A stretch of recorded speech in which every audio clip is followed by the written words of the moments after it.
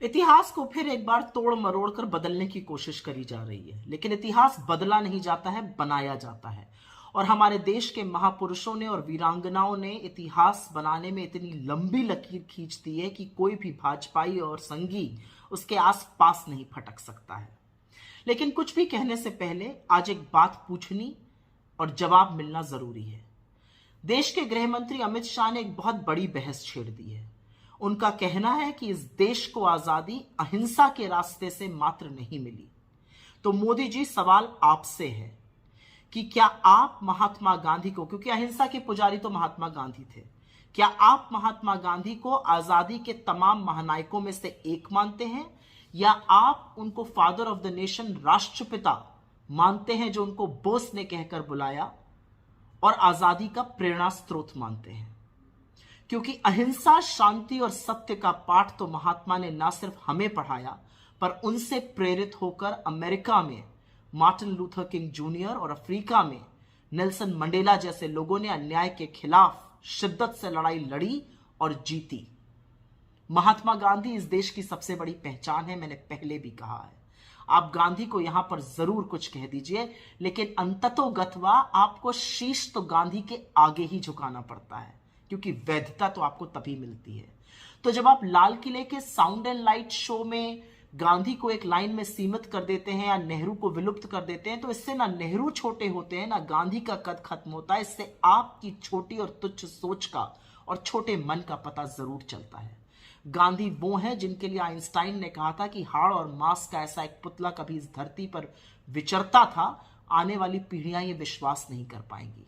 लेकिन अमित शाह जी, जब आप गांधी, महात्मा गांधी की उपलब्धि को, उनकी अहिंसा को कम आंकते हैं, तो आप कहना क्या चाहते हैं? यह बात आपके आका मोदी जी को बतानी पड़ेगी।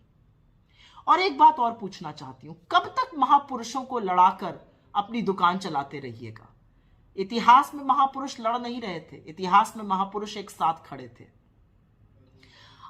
नेहरू जी, जिन्होंने दशकों पहले वकालत छोड़ दी थी, उन्होंने फिर से वकील का चोंगा पहना था, क्योंकि वो आजाद हिंद फौज के वकील बने थे और 1945 में उसी लाल किले के अंदर जाकर तारीखों पे जिरह करी थी, बहस करी थी और उनके पुनर्वास के लिए भी सतत कार्यरत रहे थे।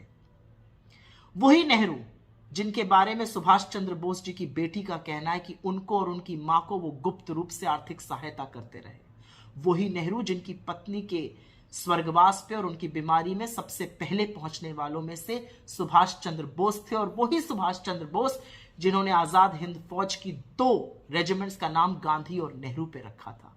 और वही सुभाष चंद्र बोस, जब वो आजाद हिंद फौज में लोगों की भर्ती कर रहे थे, तो आपके माफी वीर ब्रिटिश आर्मी में लोगों की भर्ती करा रहे थे उनके खिलाफ।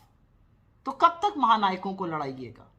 असलियत यह है कि इस देश की आजादी में गांधी का योगदान है, नेहरू का योगदान है, पटेल का योगदान है, भगत सिंह का योगदान है, चंद्रशेखर आजाद का योगदान है, अशफाकुल्लाह खां का योगदान है, राजगुरु का योगदान है, रामप्रसाद बिस्मिल का योगदान है। और किसी के भी योगदान को आप कम नहीं आंक सकते हैं। लेकिन गांधी के ऊपर प्रश्न चिन्ह लगाना इस देश के लिए ही नहीं, सत्य और अहिंसा के हर पुजारी के ऊपर एक आक्षेप है और जवाब तो आपको देना पड़ेगा। छोटे मन से राजनीति नहीं होती और इतिहास बदला नहीं, बनाया जाता है। और वो बनता सीमेंट की इमारतों से नहीं, बुलंद इरादों से है। काश ये बात आपको समझ में